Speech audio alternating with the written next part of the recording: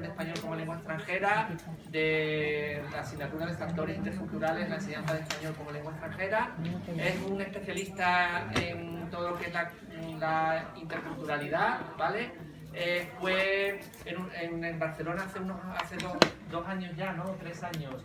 Se hizo una gran exposición sobre sistemas de escritura en el mundo, en el Museo de la Cultura de Barcelona, y él fue el encargado de organizar esa exposición. Así que si tenéis preguntas de todo lo que tiene que ver con la escritura y cómo se representa y los distintos sistemas de escritura que hay a lo largo del mundo, aunque no sea una cosa de lingüística aplicada, por sí, aunque bueno, todo lo que es aplicar en cierto modo los sistemas de escritura son la primera aplicación de la lingüística, ¿no? Es ideas sobre el lenguaje, plasmarla en cómo representar el lenguaje, y podéis preguntarle, así que por favor, él va a hablar un tiempo, pero si en cualquier momento os surge alguna duda o queréis preguntarle algo, alguien quiera que sea lo más interactivo posible, ¿vale? Pero de todas maneras veréis que él es un gran orador y que os va a interesar todo lo que tiene que deciros, ¿vale? Yo lo voy a grabar, lo cual y me tengo que ir dentro de unos minutos, volveré, ¿vale? Pero lo veré luego por vídeo.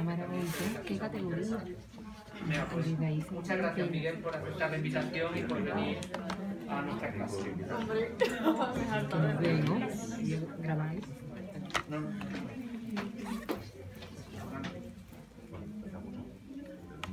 No, podrán entrar, pero...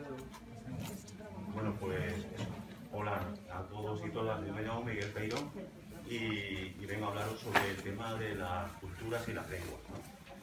Como se supone que estáis estudiando filología y en concreto posiblemente la lengua española, ¿no? Interesados desde el punto de vista de la enseñanza del español, ¿no? Pues creo que es importante que hagamos algunas reflexiones, por lo menos me gustaría transmitiroslas, ¿no? Para que también de vuelta pues pudiéramos un poco hablar entre todos sobre este tema. El tema de la importancia, ¿no? Del factor cultural en la enseñanza de lenguas. Y en concreto lo vamos a ver quizás, si hace falta, pues con ejemplo del español, ¿no? De la enseñanza del español como lengua extranjera. Bueno, ahí, tenéis que perdonarme que estoy un poco acatarrado y soy Isabel. Bueno, lo que quería contaros sobre eso es, primero, qué papel cumple eso de la cultura en la enseñanza de lenguas.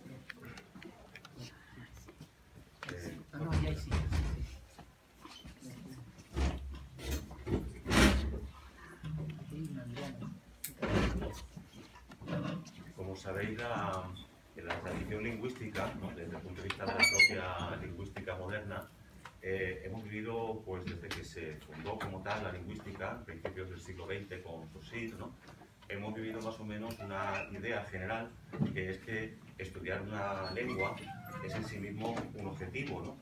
Y por lo tanto eso no tiene nada que ver con el mundo de la cultura. La cultura es muy interesante, la sociedad que habla una lengua tiene muchas cosas interesantes seguramente, pero no es necesario, ¿no? Estudiar la sociedad que habla una lengua. Hola.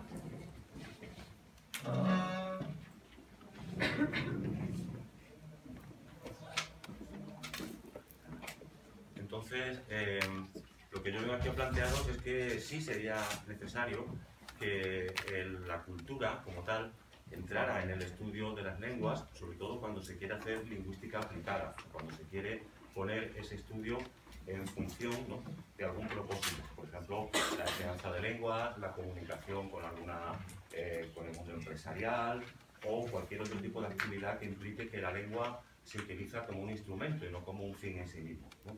Yo entiendo que evidentemente yo por ejemplo que me especialicé en lingüística, a mí me gusta mucho la gramática, ¿no? Yo disfruto así con una gramática como si fuera una novela, ¿no? Y cuando me encuentro con una gramática rara, pues me lo paso estupendamente mirando cómo resuelve los problemas del subjuntivo, ¿no?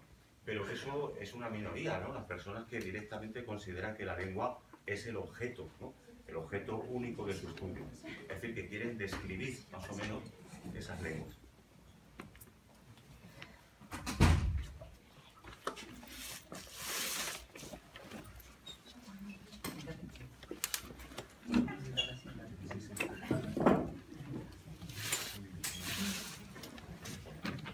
Entonces, mi idea, ¿no? Es que la cultura, la sociedad que habla la lengua, sería también un objeto de estudio por nosotros, los filólogos o los lingüistas, o como nos queramos llamar, con todas las personas que estudiamos lengua por una u otra razón. ¿Por qué? Bueno, porque fundamentalmente cuando nosotros vamos a utilizar esa lengua, por ejemplo, en una clase de esa lengua como lengua extranjera, las personas que nos vamos a encontrar no son lingüistas, ¿no? No son personas interesadas por esa gramática y esos entresijos, ¿no?, del lenguaje concreto, sino que son personas que entienden que se están acercando a esa lengua es para conocer una determinada sociedad, para conocer un determinado mundo, ¿no? Se quieren abrir a ese mundo, sea por las razones que sean, ¿no? Puede ser de tipo, pues eso, que les interesa mucho esa sociedad porque les gusta particularmente, o porque piensan que ahí hay más trabajo, o por lo que sea, ¿no? Pero incluso hasta en el punto de vista de la lengua entendida como un arma para encontrar trabajo, también, ¿no? Las personas que te van a contratar van a suponer que tú eres capaz de comunicarte con las personas de esa cultura, ¿no? Por tanto, no solamente vas a saber hablar bien en inglés, ¿no?, o bien en alemán, sino que a la vez vas a saber resolver los problemas que va a tener un angloparlante o un germanoparlante. Así que, por lo tanto, no es, ¿no?, posible entender, ¿no?, que en un sentido aplicado, fuera de los debates abstractos de la lingüística, aprender lenguas o trabajar con lenguas supondría algo que se termina en sí mismo en la gramática, en el léxico, en todo eso y se acabó, ¿no? Automáticamente hay que dar paso a eso que se llama la cultura. Ya digo, la razón fundamental es porque las lenguas, para la mayoría de los mortales, son puentes de acceso a mundos, ¿no?, a países, a sitios, y por lo tanto, cuando una persona viene a estudiar una lengua, lo que quiere es entrar en ese mundo, ¿no? Para entrar en ese mundo necesitará, evidentemente, conocer la lengua, pero también necesitará muchas otras claves. Porque como todo el mundo sabe, ¿no?, nosotros no somos una especie de cámara oscuras de esas como las que tenían los primeros fotógrafos, que tenía un agujerito, ¿no?, y estaba la gente dentro de una cámara oscura y estamos recibiendo solamente mensajes verbales, ¿no?, sino que funcionar en una sociedad significa funcionar en una serie de redes de comunicación, ¿no?, de códigos, de sistemas, que algunos son visuales, otros son gestuales, otros son escritos, ¿no?, otros son de muchos tipos, ¿no?, y todo eso está en juego en lo que se llama poder comunicar, ¿no? Nosotros lo hacemos en nuestra sociedad constantemente, ¿no? Nosotros aprendemos, cuando decimos que los niños aprenden una lengua, decimos que, bueno, es verdad, ¿no?, pero también los niños al mismo tiempo aprenden un montón de cosas más, además de la lengua, para comunicar. Aprenden un mundo de los gestos, aprenden un montón de características, ¿no?, que se ponen en juego a la hora de tratar con otras personas.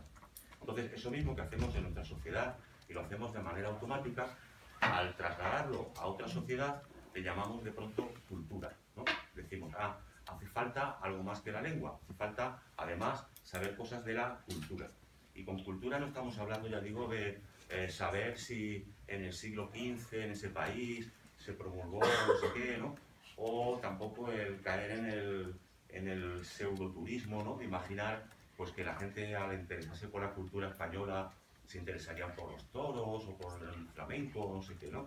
Cultura quiere decir aquí, como yo la entiendo y como creo que en general se entiende, como una red de signos, ¿no?, un entramado, ¿no?, de mensajes, de capacidades de comunicar, de canales, de códigos que funcionan en una sociedad y que, ya digo, no son solamente los lingüísticos. De hecho, nosotros en la vida cotidiana muchas veces necesitamos algo más que lo lingüístico, ¿no? Cuando decimos a alguien, por ejemplo, pues necesito verte para hablar de esto y tal, pues evidentemente se podía mandar un mensaje, ¿no?, de voz, pero si necesita verme es porque va a entrar en juego otros factores, ¿no? Por ejemplo, va a entrar en juego el mundo de los gestos, el mundo de la interacción entre dos personas que se están mirando, ¿no? Hay muchas más cosas que realmente forman parte de nuestra vida diaria. Pero claro, en nuestra propia sociedad eso es automático, ¿no? Entonces, en ese sentido podemos decir, bueno, yo más o menos, alguien que hable español, si yo hablo español, pues ya me defiendo, porque todo lo otro ya lo tengo incorporado, ¿no? Pero realmente al cambiar de sociedad nos damos cuenta de que esas cosas son en sí mismas pues auténticos códigos, ¿no? Son auténticos sistemas de comunicación que también hay que conocer. Entonces, yo en ese sentido entiendo que cuando se estudia, cuando se presenta una lengua, cuando se estudia como lengua extranjera, hay que presentar a esas personas también las claves de esa sociedad para comunicar. Claves que son muy amplias, ¿no?, que abarcan un montón de cosas.